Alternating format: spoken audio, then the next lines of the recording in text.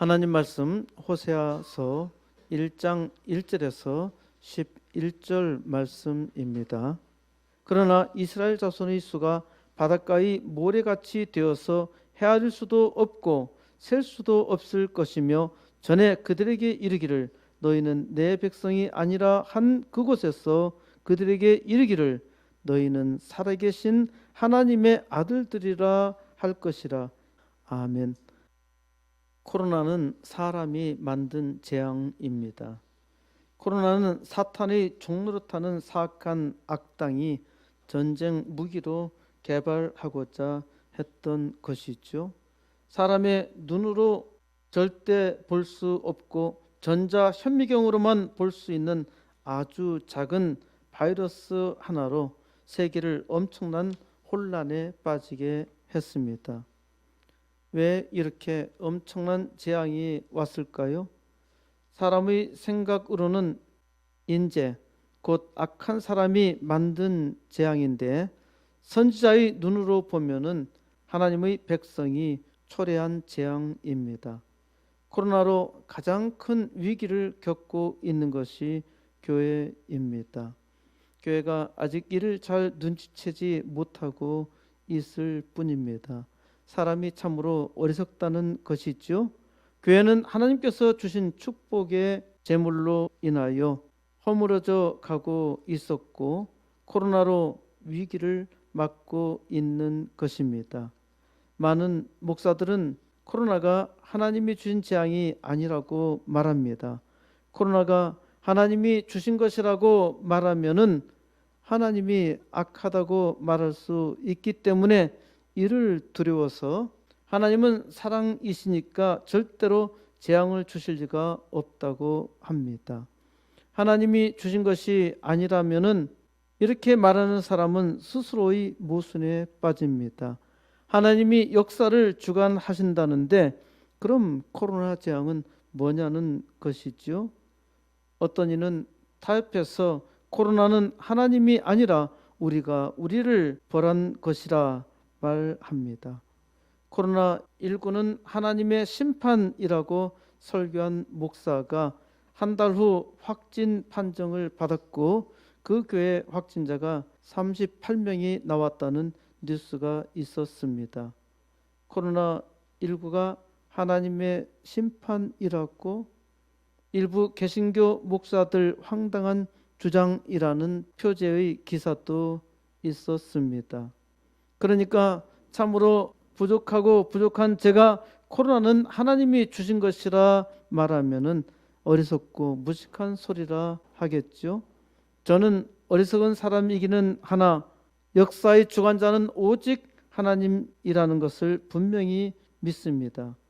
그러면은 코로나 재앙도 하나님이 허락하신 일이라는 것이죠. 사람의 죄악에 대해서 하나님은 무한히 은혜를 베풀어 주시지만은 사람이 이를 깨닫지 못하고 악을 저지르는 것입니다. 전쟁이나 모든 질병이 사람의 죄로 말미암은 것이며 하나님의 사람의 악행에 대해서 하나님께서 허용하신 것입니다. 제가 세상의 재앙이 하나님의 백성들 때문이라 하였는데 이 세상의 운명은 하나님의 백성에게 달려있기 때문입니다. 하나님의 백성에게 그 책임이 있어요. 왜? 천지 만물을 주관하신 하나님께서 그 아들 예수께 위임하셨고 예수님은 또한 하나님의 백성들에게 위임하셨기 때문입니다. 그래서 이 세상의 운명은 우리에게 달려 있어요. 하나님께서 이스라엘 백성을 축복해 주셨지만은 이스라엘 백성이 하나님의 축복을 감당하지 못하니까 망하게 된 것이죠. 하나님이 망하게 하셨나요? 자기의 죄로 망할 길을 선택했고 하나님께서 아무리 은혜를 베풀어 주셔도 그 은혜를 받지 아니하니까 망할 수밖에 없었던 것이죠. 망나니 자식이 패역하여서 심지어 부모에게까지 행패를 부려도 부모는 참고 또 참고 무한히 사랑을 베풀듯이 하나님은 은혜를 베푸시는데 사람이 도무지 깨닫지 못하는 것입니다. 사람의 죄에 대해서 하나님이 십자가에 죽기까지 사랑하시며 무한히 용서하셨는데 용서받은 하나님의 백성들은 그 은혜로 살지 못하고 있지요. 우리가 얼마나 약합니까? 사람들은 자기 스스로 착하다고 생각하는데 이것도 또한 악입니다. 착한 사람이 하나도 없더라고요. 하나님의 말씀을 부지런히 들으면서도 그 말씀에 의지하여 살기를 원한다 하면서도 실제 삶에서는 악에서 잘 떠나지 못하지요. 말씀을 들으면서도 악을 행하고 있단 말입니다. 하나님의 말씀에 우리가 깊은 감동을 받아도 말씀을 들은 후 잠시 후면은 그 감동이 사라지고 말아요. 우리는 하나님의 은혜 없이는 잠시라도 살 수 없는 존재란 말입니다. 하나님께서 은혜 주셨기 때문에 그나마 하나님 앞에서 은혜로운 척하고 살 수 있는 것이에요. 하나님의 말씀에 우리가 얼마나 감동이 없는지, 또 하나님의 말씀대로 살고자 하는 의지가 얼마나 약한지 우리는 하나님의 은혜를 잠시만 담아둘 뿐입니다. 세상이 악한 까닭은 하나님의 백성인 내가 그리스도인이라 하면서 빛과 소금으로 살지 못하기 때문입니다. 세상 피조물이 신음하고 있는 것은 하나님의 아들들을 고대하고 있는데 하나님의 아들들이 빛으로 살지 못하기 때문입니다. 사악한 사람이 코로나를 만든 것도 복음을 전하지 못했기 때문이고 사탄의 권세를 능히 이기지 못했기 때문입니다. 게다가 사람은 지식도 없습니다. 지금 코로나에 지식이 있는 사람이 없습니다. 지난 11월 26일 SBS 뉴스에서 전 국민의 79.4%가 2차 기본 접종을 하였음에도 확진자 중 64%가 돌파 감염이었고 특히 60대 이상의 확진자 중 85%가 돌파 감염자라고 보도했습니다. 백신을 맞는 효과가 있나요? 11월 31일 서울시 하루 확진자 646명 중 49.4%를 차지하는 319명이 돌파 감염 사례였고 네덜란드에서 확진자 45%가 돌파 감염이었습니다. 일반인 확진자 중에서는 무증상 비율이 절반 이상인 것으로 파악됐습니다.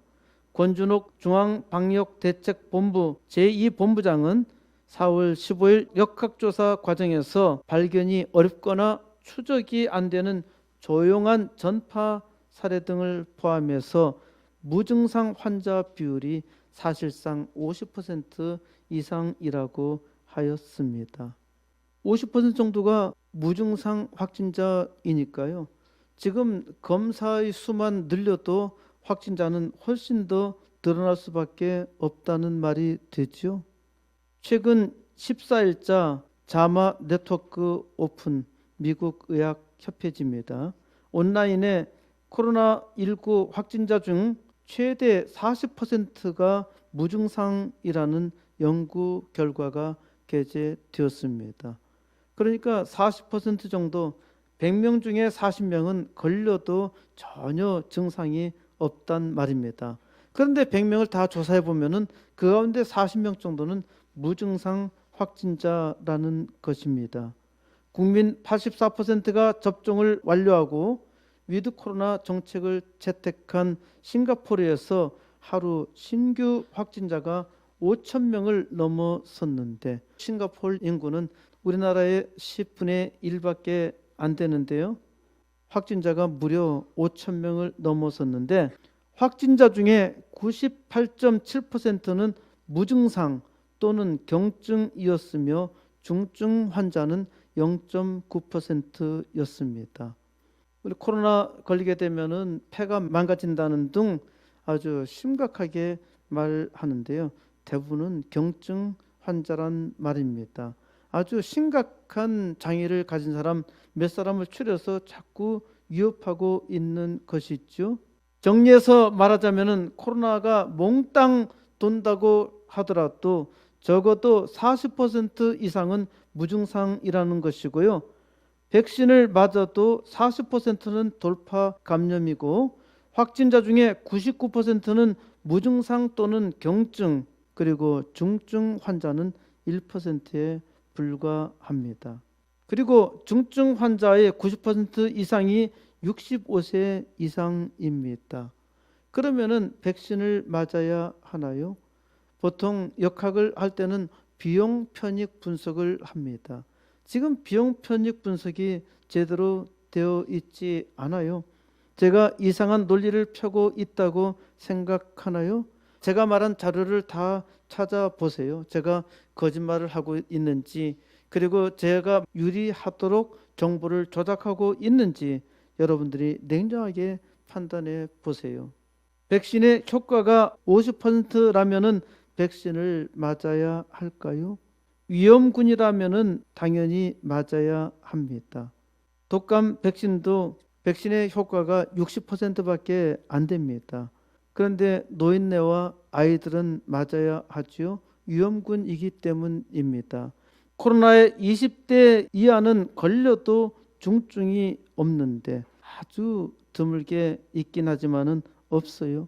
백신을 맞다가 심근염이나 아나필락시스로 죽어서 아이들만 억울하지 않나요? 코로나에 대해서 양심적으로 말을 하는 학자가 거의 없어요. 대부분 무식해서 집단 논리를 추종하고 있습니다. 제가 생각하기에는 백신보다는 마스크가 훨씬 효과적입니다. 제가 만든 마스크도 80% 균을 통제한다는 실험 결과가 있습니다. 독감은 추울 때 돌지요. 그런데 코로나는 시도 때도 없이 도니까 문제죠. 게다가 독감은 변종이 거의 없어요. 지금도 4개의 독감에 대해서만 백신을 맞는데 그래서 사가 백신이라고 하지요. 그런데 코로나는 계속 변종이 생기고 있는데 좀 더 시간이 지나면은 면역이 커져서 감기처럼 일상화되리라고 생각합니다. 코로나에 대해서 제가 이렇게 말하는 것은 상당히 위험합니다. 상당히 위협받을 수 있습니다. 보건 정책에 반대한다는 것이죠. 마음대로 말할 수 있는 사회가 민주주의죠. 그런데 우리는 마음대로 말을 할 수 없어요. 마음대로 말을 하는 것이 위협을 받고 있고 미친 소리 하는 것에 대해서는 이상하게 인기가 있단 말입니다. 코로나가 유행하는 것이나 악당이 악한 일을 하고 있는데 참된 말을 못하게 하는 것이나 이 모두가 그 원인은 교회에 있습니다. 세상의 모든 재앙과 죄악은 교회가 잘못한 까닭입니다. 교회가 왜 세상에 있죠? 교회는 세상을 구원하기 위해서 있잖아요. 교회가 교회되지 못하니까 교회가 오히려 우스운꼴을 당하고 있는 것입니다. 세상이 교회를 조롱하기까지 하지요. 교회가 세상의 빛을 발하기는커녕 어둠과 타협하고 있습니다. 교회는 반드시 회개해야 하고 또한 교회는 반드시 부흥해야 합니다. 부흥을 위해서 코스모스 교회는 80개 개척교회와 2개 학교 세우는 일을 기도하고 있습니다. 제가 코로나에 대해서 강조하여 말하는 것은 지금 우리가 코로나의 위협 속에 살고 있는데 하나님의 아들들이 이 위기를 능히 극복하고 하나님의 영광을 나타내야 하기 때문입니다. 하나님의 아들들이 코로나에 둔감하여서 막연하게 대처한다면은 코로나와 함께 멸망당할 수밖에 없습니다. 오늘은 하나님께서 선지자 호세아를 통해서 우리를 역사적 현장으로 소환하십니다. 너희는 살아계신 하나님의 아들들이라는 것입니다. 하나님의 아들들은 하나님의 말씀을 들어야 합니다. 이스라엘은 출이집트의 역사에서 시작했지요. 하나님의 강권적인 개입으로 430년간 종살이하던 이집트에서 탈출하여서 약속의 땅인 가나안 땅에 들어갔습니다. 가나안 땅에서 이스라엘 백성은 하나님께 왕을 달라고 합니다. 왕이 있으면은 우리도 다른 나라처럼 부강하게 되리라 생각하기 때문에 하나님께 강력하게 왕을 달라고 요청했습니다. 하나님은 왕이 너희를 망하게 할 거야. 하나님께서 경고하시지만 이스라엘 백성은 악착같이 왕을 요구하니까 하나님께서는 망할 줄 아시고도 어쩔 수 없이 왕을 주십니다.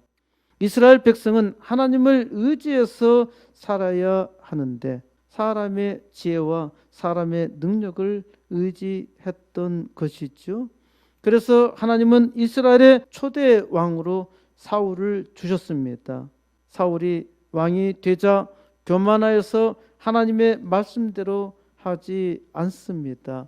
사람은 뭔가 가진 것이 있게 되면은 자기가 잘난 줄을 알며 심지어 하나님도 대적합니다. 교만하면은 망하게 되어 있어요. 그래서 하나님은 사울을 패하고 다윗을 왕으로 세우셨지만은 그의 아들 솔로몬이 세상의 모든 지혜를 다 가졌다 생각하니까 이도 또한 망할 짓을 합니다. 그래서 솔로몬 왕 다음에 이스라엘은 북왕국 이스라엘과 남왕국 유다로 분열됐죠. 북이스라엘의 왕은 여로보암 장군이 되고 남왕국 유다는 솔로몬의 아들 르호보암이 왕이 되었습니다. 남왕국 유다는 다윗의 후손으로 왕권이 계속적으로 계승되지만은 북왕국 이스라엘은 아시리아 제국에 멸망당할 때까지 왕조가 9번 바뀝니다. 그러니까 왕의 집안이 9번 바뀐다는 말입니다. 이스라엘이 망할 즈음에 하나님은 호세아 선지자를 보내셨습니다. 호세아는 구원이라는 뜻입니다. 하나님께서 호세아 선지자를 통해서 하나님의 구원이 얼마나 놀라운지 실증적으로 보여주십니다. 공교롭게도 동명이인의 호세아가 있는데 또 다른 호세아는 이스라엘의 마지막 왕입니다. 호세아는 구원이라는 뜻이죠. 그런데 이스라엘의 마지막 왕 호세아는 이스라엘을 완전히 패망하게 하였습니다.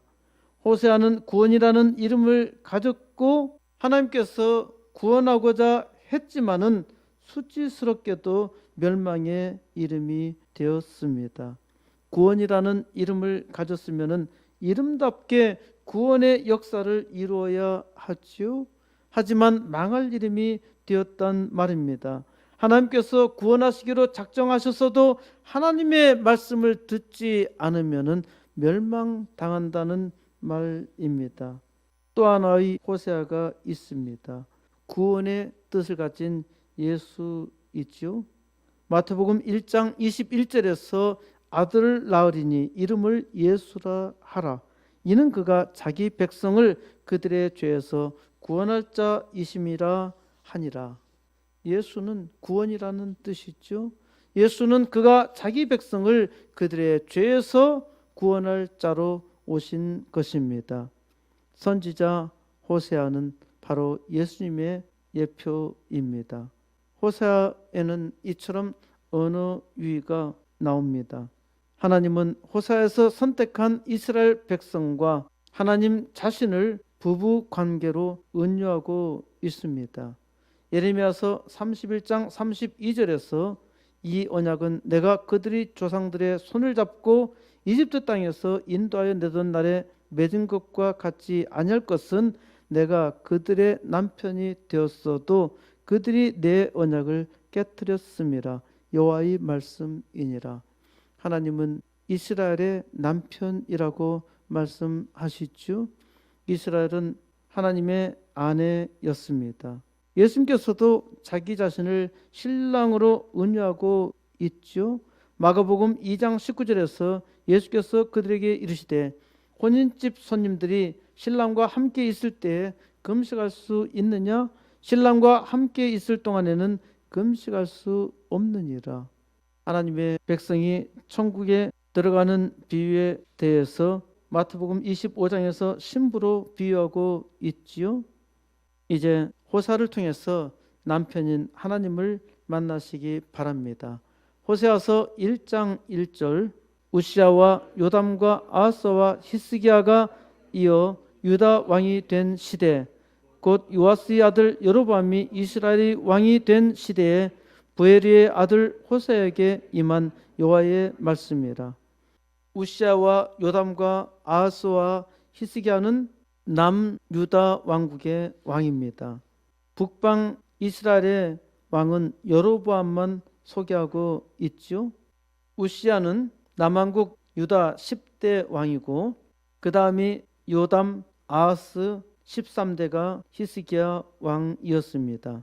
이때 북왕국 이스라엘은 여로보암이 이스라엘의 왕이 된 시대였습니다.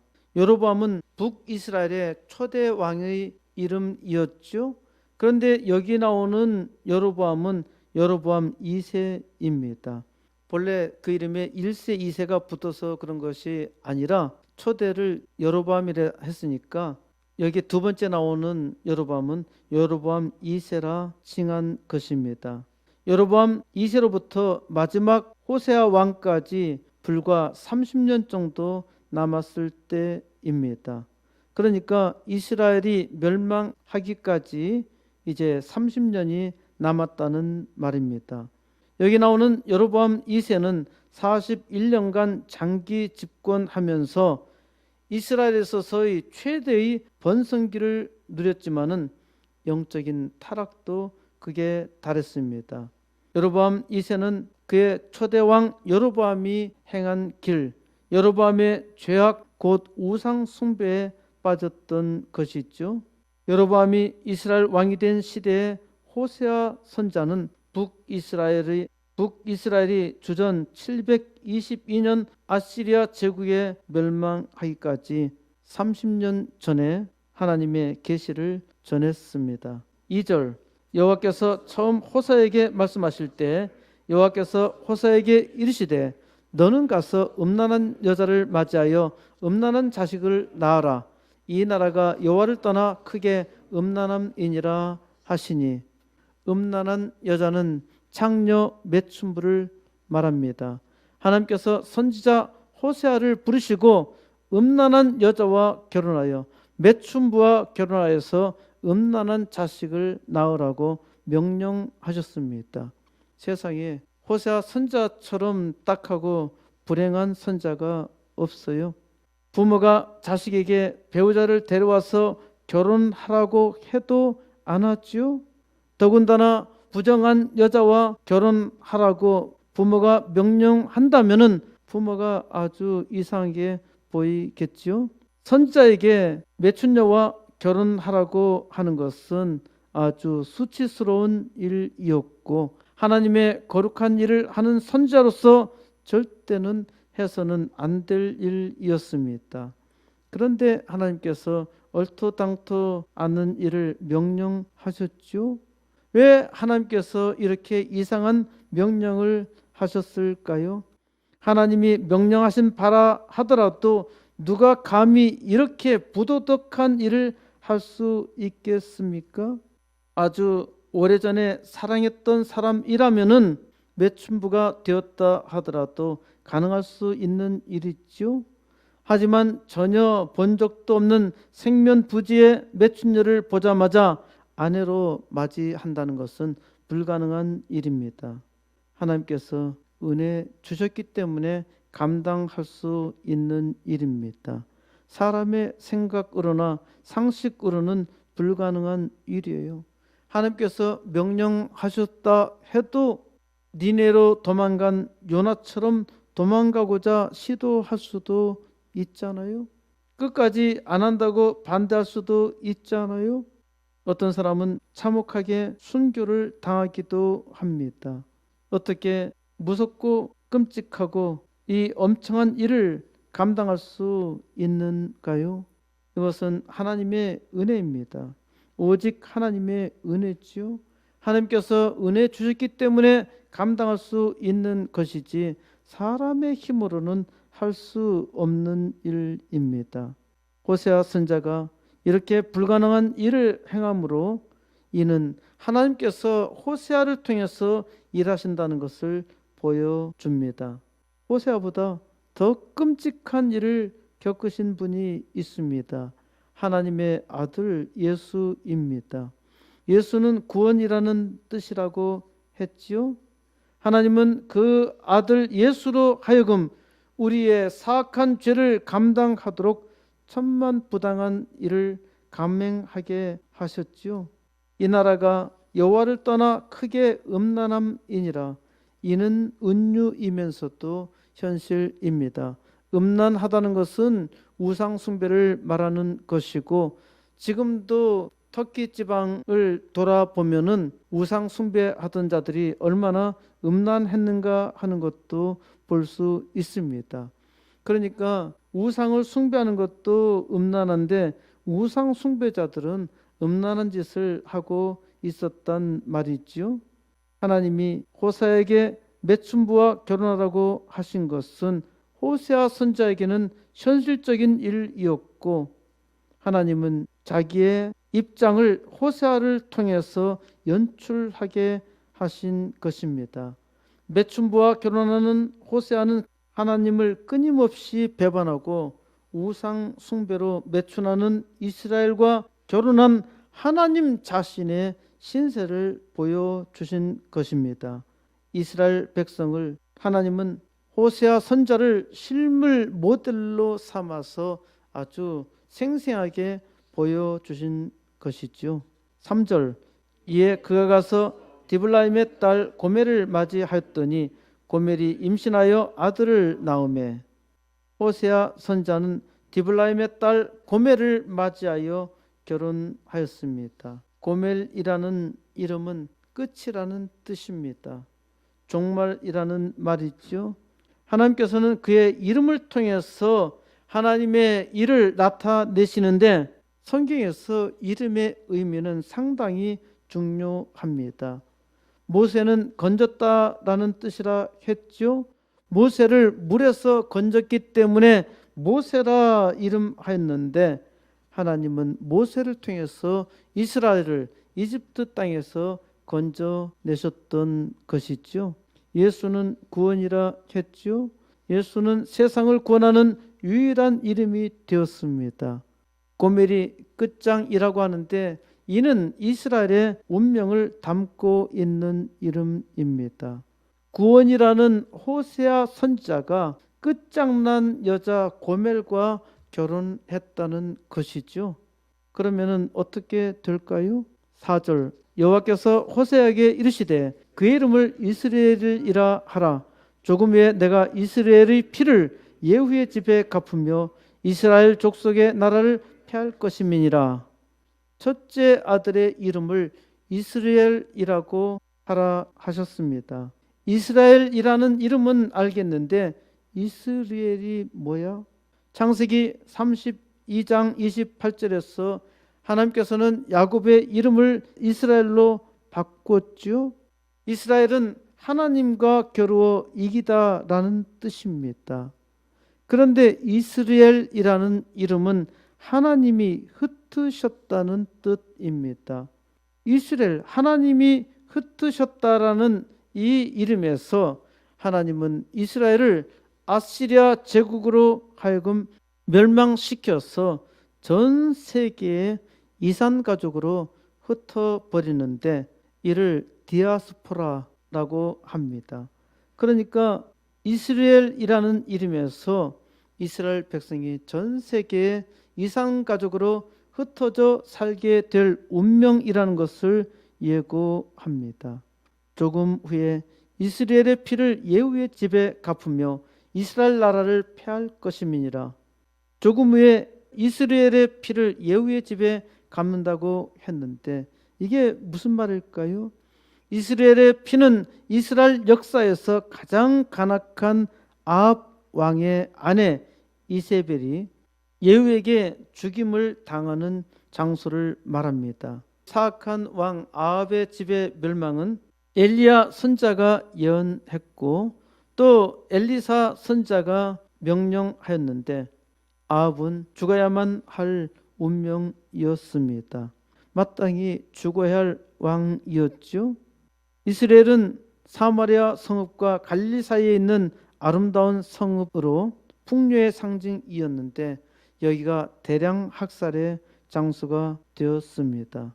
예후는 아합의 70명의 왕자들, 간악한 왕비 이세벨과 바알 숭배자들 대량 학살했습니다. 예후가 아합의 집을 멸하고 바알의 산당을 없앨 때 하나님은 예후를 칭찬하였고 4대를 이어서 왕위를 차지할 거라고 하셨습니다. 북이스라엘 왕국은 아합 왕조로 끝난다고 했죠. 그 중에서 아합의 뒤를 이어서 예후 왕조가 연이어지는데 예후 왕조의 운명을 4대까지로 한정하신 것입니다. 그러니까 예후 다음에 여호아하스, 요아스, 여로보암 2세 세가랴로 끝이 납니다. 그런데 왜 이렇게 예후의 집에 이스라엘의 피를 갚는다고 했을까요?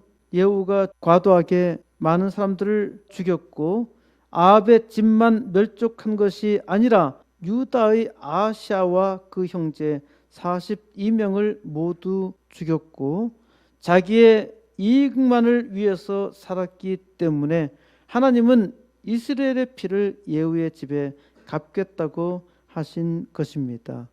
5절 그날에 내가 이스라엘 골짜기에서 이스라엘의 활을 꺾으리라 하시니라.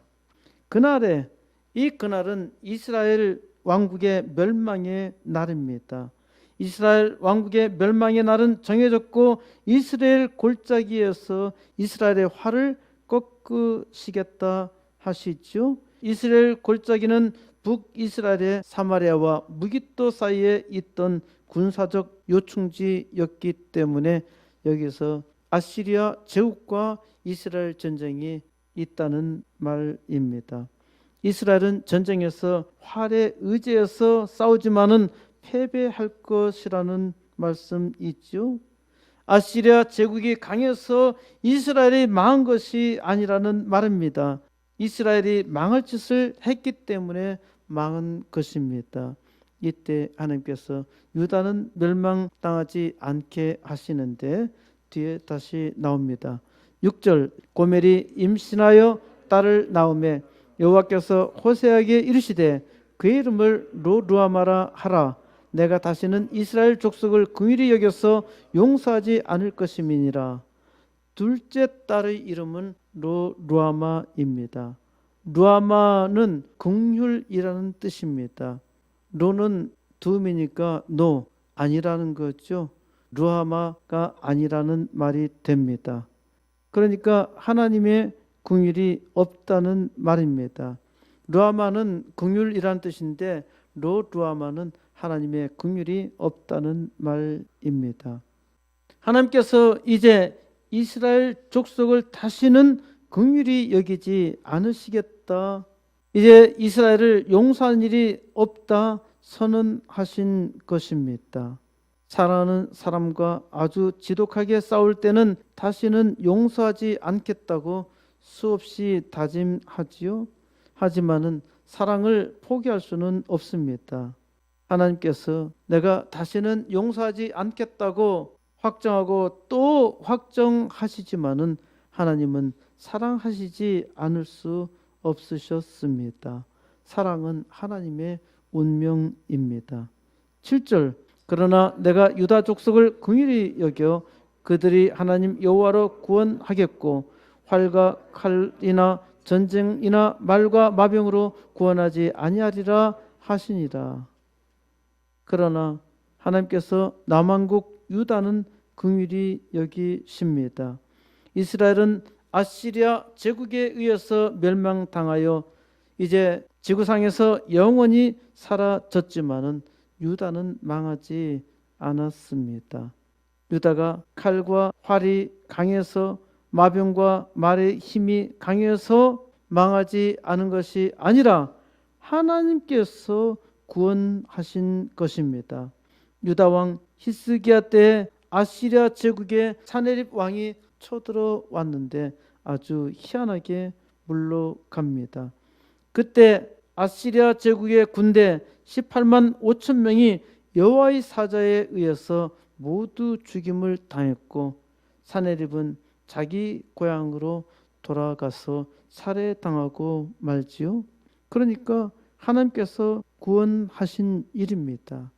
아시리아 제국이 아무리 강하다 하더라도 아주 작은 유다 왕국 하나 멸망시키지 못하고 그것을 멸망시키려다가 자기가 망하고 말았습니다. 하나님께서 은혜를 주실 때 깨달아야 합니다. 하나님은 이스라엘의 패망을 유다에게 보여주면서 유다에게 경고합니다. 예레미야서 3장 8절입니다. 내가 배역한 이스라엘이 간음을 행하였으므로 내가 그를 내쫓고 그에게 이혼사까지 주었으되 그의 반역한 자매 유다가 두려워하지 아니하고 자기도 가서 행음함을 내가 보았노라. 하나님께서 이스라엘 왕국을 아시리아 제국에 멸망시키면서 남왕국 유다에게 말하는 겁니다. 너는 보았지? 유다야, 너는 내 자매 이스라엘이 망하는 것을 보았지? 이제 너 정신 차려. 내가 이스라엘이 간음을 행하였기 때문에 그를 내쫓고 그하고 이혼서를 써주면서 완전히 결별했어. 그런데 너도 이것을 보고 잘 생각해 봐. 그런데 반역한 자매 유다가 이를 두려워하지 아니하고 자기도 가서 행음하는 것을 하나님이 보았다고 말씀하십니다. 유다가 이스라엘이 멸망하는 것을 보고 또 유다 왕국을 하나님께서 구원하신 것을 보았다면은 정신을 차려야 하는데 정신 못 차리죠. 그러니까 유다 왕국도 이스라엘이 망한 후 136년이 지나서 586년 바빌론 제국에 의해서 완전히 망합니다. 하나님께서 은혜 줄 때 깨달아야 하지요. 8절 고멜이 로루아마를 젖댄 후에 또 임신하여 아들을 낳으매 여호와께서 이르시되 그 이름을 루암미라 하라. 너희는 내 백성이 아니요 나는 너희 하나님이 되지 아니할 것임이니라. 암미는 무슨 뜻일까요? 암미는 백성, 루암미는 백성이 아니다 라는 말이죠. 그러니까 하나님께서 이제 둘째 딸을 낳은 후에 하시는 말씀이 이제 너는 내 백성이 아니다. 하나님께서 이스라엘을 구원하셨을 때 너희는 나의 백성이 되고 나는 너희의 하나님이 되리라 선언하셨지요. 출애굽기 6장 7절에서 너희를 내 백성으로 삼고 나는 너희의 하나님이 되리니 나는 이집트 사람의 무거운 짐 밑에서 너희를 빼낸 너희의 하나님 여호와인 줄 너희가 알지라. 하나님께서 이스라엘 백성에게 내가 너희를 구원하셨고 내가 너희를 내 백성으로 삼았어. 내가 너희의 하나님이 되리니 이제 너희는 내 말에 잘 순종해라. 예레미야서 11장 4절에서 이 언약은 내가 너희 조상들을 쇠풀무 이집트 땅에서 이끌어내던 날에 그들에게 명령한 것이라. 곧 내가 이르기를 너희는 내 목소리를 순종하고 나의 모든 명령을 따라 행하라. 그리하면 너희는 내 백성이 되겠고 나는 너희의 하나님이 되리라. 이스라엘은 하나님의 백성이 되었고 하나님은 이스라엘의 하나님이 되셨어요. 그런데 이스라엘의 죄악으로 말미암아 이스라엘이 계속 하나님을 배반하고 우상을 숭배하니까 하나님께서 이제 그 계약을 파기하시겠다는 선언을 하십니다. 10절 그러나 이스라엘 자손의 수가 바닷가의 모래같이 되어서 헤아릴 수도 없고 셀 수도 없을 것이며 전에 그들에게 이르기를 너희는 내 백성이 아니라 한 그곳에서 그들에게 이르기를 너희는 살아계신 하나님의 아들들이라 할 것이라. 그러나 이 말이 상황의 반전입니다. 이는 단순한 반전이 아니라 역전입니다. 단순히 방향이 바뀐 것만이 아니라 정반대로 굉장한 비약입니다. 멸망에서 단순한 구원이 아니라 놀라운 축복입니다. 물에 빠져서 죽을 뻔한 사람을 구원하셨을 뿐만 아니라 잘 먹고 잘 살 수 있도록 선물까지 주신 것입니다. 어떤 사람은 하나님의 구원까지만 말을 합니다. 그 다음에 축복은 기복신앙이라고 비난하기까지 합니다. 이런 사람은 동전의 한 면만 보는 사람입니다. 구원을 말하면서도 자기는 동전 갖기를 원하지요. 이스라엘 자손의 수가 바닷가의 모래같이 되어서 헤아릴 수도 없고 셀 수도 없이 될 것이며 전에 그들에게 이르기를 너희는 내 백성이 아니라 한 그곳에서 그들에게 이르기를 너희는 살아계신 하나님의 아들들이라 할 것이라 선언하십니다. 하나님은 사랑이어서 사랑하지 않을 수 없으셨습니다. 비록 아시리아 제국에 의해서 이스라엘이 망하고 바빌론 제국에 의해서 유다 왕국이 망하지만은 하나님은 다시 구원하시기로 작정하십니다. 이스라엘은 자기의 패역으로 망할 수밖에 없지만은 하나님은 사랑하실 수밖에 없으셨어요. 이스라엘은 죄악으로 죽어 마땅했지만은 하나님은 긍휼을 베풀어 주십니다. 그렇기 때문에 구원은 사람의 의가 아니라 오직 하나님의 은혜입니다. 사람의 의로서는 사람의 공로로서는 도무지 구원받을 수 없어요. 오직 하나님께서 그 긍휼이 넘치는 사랑으로 사랑하셨기 때문에 은혜가 임했고 그 은혜로 구원받는 것입니다. 전에 너에게 이르기를 너희는 내 백성이 아니라 한 그곳에서 하나님께서 다시 세우신다는 다시 일으키신다는 말씀입니다.